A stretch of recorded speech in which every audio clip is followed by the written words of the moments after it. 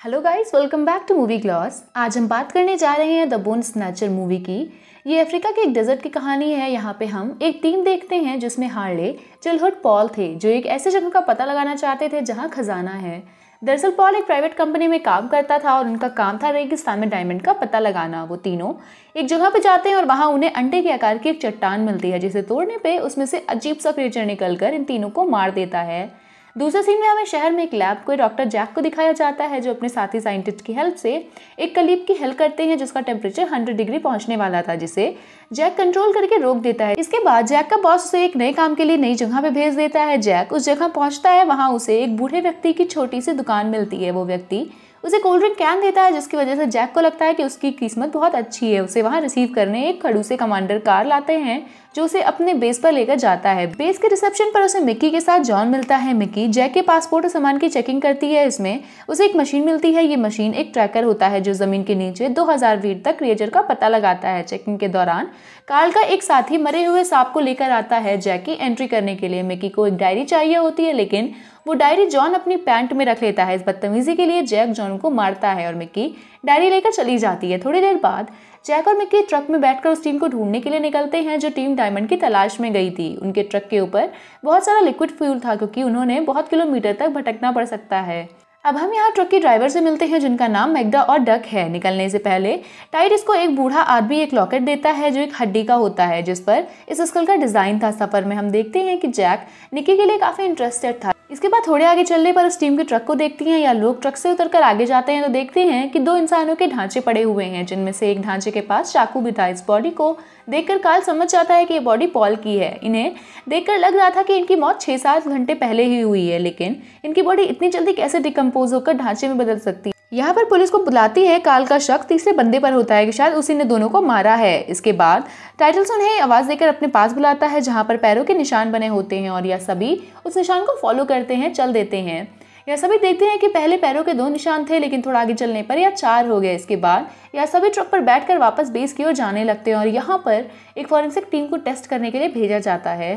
थोड़ा आगे जाने पर इन्हें एक और बॉडी मिलती है जो पॉल की होती है। ये सब देखकर कार्ल को बहुत गुस्सा आता है और वो इसका पता लगाने के लिए आगे जाने की बात करता है, लेकिन मैग्डा उसे ऐसा करने से मना करती है क्योंकि रात होने वाली थी, इसलिए ये सभी भी वहीं रुककर रात गुजारने के लिए सोचते हैं। अब जैक रात में बाहर बैठकर अपने दिन के बारे में सोचता है कि उसके साथ कुछ हुआ या नहीं, सिवाय उसके मिक्की मिल गई। इसके बाद वो रेत की स्केटिंग करने लगता है। तभी वहाँ मिक्की आती है। वो बताती है कि जैक की मशीन काफ़ी देर से बीप कर रही है। जैक चेक करता है।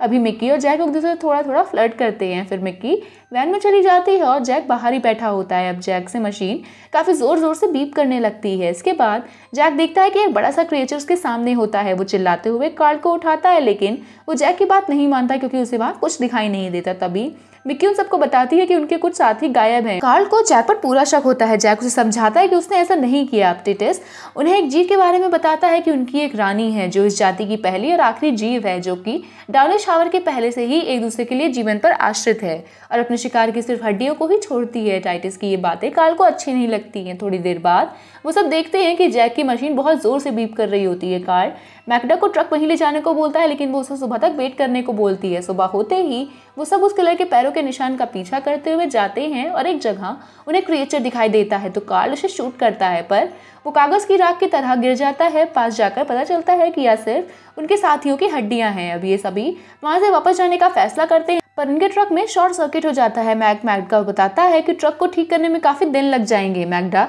जैक को बताती है कि उनके पास 2 दिन का राशन है तो कोई भी पैनिक ना करे। मिक्की रेडियो पे चेक करती है पर उसे वहां सिग्नल नहीं मिलता। तभी वहां से एक प्लेन गुजरता है पर वो लोगों इन पर ध्यान नहीं देते। अब इन लोगों को यहाँ रहते हुए काफी दिन हो गए थे पर इनके वापस जाने का कोई रास्ता नहीं था और एक रात को मैड अपने स्लीपिंग बैग में सोने जाती है। तभी टाइटस वहां आती है। उसे आसपास कुछ महसूस होता है क्योंकि जैक की मशीन काफी बीप कर रही थी। तभी वो मैड को देखता और उसका आधा फेस कंकाल में बदल गया होता है और उसके पास से बहुत सारे अजीब जीव निकलते हैं जो ब्लैक सैंड जैसे होते हैं। जैसे ही टाइटस उसे हाथ लगाता है वो उसे भी खाना शुरू कर देते हैं। तभी कार्ल गोली चला देता है। इसके बाद वो सभी इसे बांधना शुरू कर देते हैं। कार्ल पेट्रोल डालकर उनको जला देना चाहता था लेकिन जैक ने उसे ऐसा करने से रोका है। वो बताता है कि पेट्रोल की वजह से ये सब वापस आ रहे हैं और फिर जैक ट्रक के किनारे पेट्रोल डालकर सबको बचाता है और यही कार्ल और जैक की लड़ाई हो जाती है। मिक्की बताती है कि उन्हें पैदल ही कैंप तक जाके मदद लानी होगी। इसके बाद जैक, कार्ल और मिक्की सुबह कैंप के लिए निकलते हैं और मैग्दा टाइटस के साथ रहती है। इधर रास्ते में इन लोगों का सामान रेत के तूफान से होता है और थोड़ी देर बाद सब कुछ शांत होने पर इन्हें पता चलता है कि जैक की मशीन टूट गई है और जो पेट्रोल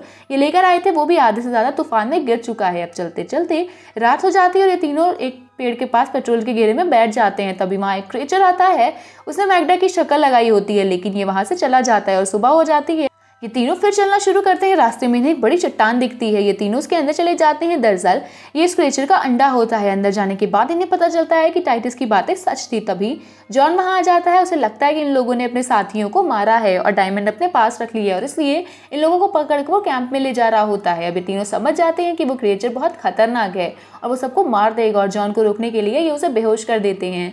इसके बाद ये तीनों ट्रक को लेकर एक माइन के पास पहुंचते हैं और यहाँ पर कुछ फ्यूल निकालकर ट्रक के पॉकेट में रखते हैं। इसके बाद ये तीनों उस माइन के अंदर जाते हैं। वहाँ पर जैक को एक पुराना जनरेटर मिलता है जिससे वो ऑन करता है। अब माइन में कुछ उजाला हो जाता है। अब यहाँ पर क्रिएचर को इन लोगों के होने के बारे में पता चल जाता है। वो क्रिएचर कार्ल पर हमला कर देता है और उस पर एक पिलर गिरा देता है। तभी वहाँ पर जैक आता है और उस क्रिएचर का ध्यान भटकाता है और उसे गड्ढे में गिरा देता है। अपनी जान बचाने के लिए कार्ल जैक को थैंक्स बोलता है कि तभी वहाँ क्रिएचर बाहर निकलकर कार्ल का पैर पकड़ लेता है और उसे अपने साथ उसी गड्ढे में खींच लेता है। जैक और मिक्की उसे बचा ही रहे होते हैं कि कार्ल वो फ्यूल एक्सप्लोजिव जैक के पॉकेट से निकालकर उस गड्ढे में कूद जाता है। जैक और मिक्की अपने आप को बचाते हुए माइन के एक दूसरे हिस्से में चले जाते हैं जहाँ उन्हें रानी के कुकून नामक एक चीज मिलती है जिसे देखकर ये समझ जाते हैं कि ये कुकून इन क्रिएचर्स का कंट्रोल है और जैक उस पर चाकू मार देता है जिसकी वजह से वो क्रिएचर मर जाता है और माइन कि तबाह होने से पहले ये दोनों वहां से बाहर निकल आते हैं। लेकिन बाहर निकलते ही ये दोनों कुछ देखकर हैरान हो जाते हैं। अगली सुबह मिक्की और जैक कैंप के बाहर टैक्सी का वेट कर रहे होते हैं। टैक्सी में मिक्की कुछ सामान रखती है जिसमें रानी के ककून भी होते हैं, मतलब कि उन्हें माइन में और भी ककून मिले होंगे। पर जैक वहां रुक कर उस क्रिएचर की अभी भी तलाश कर रहा होता है और यहीं पर ये मूवी एंड होती है। तो दोस्तों, आपको ये कहानी कैसी लगी हमें लाइक और कमेंट करके ज़रूर बताइएगा और अगर आपको हमारा चैनल पसंद आए तो प्लीज़ हमें सब्सक्राइब करिए। Thank you.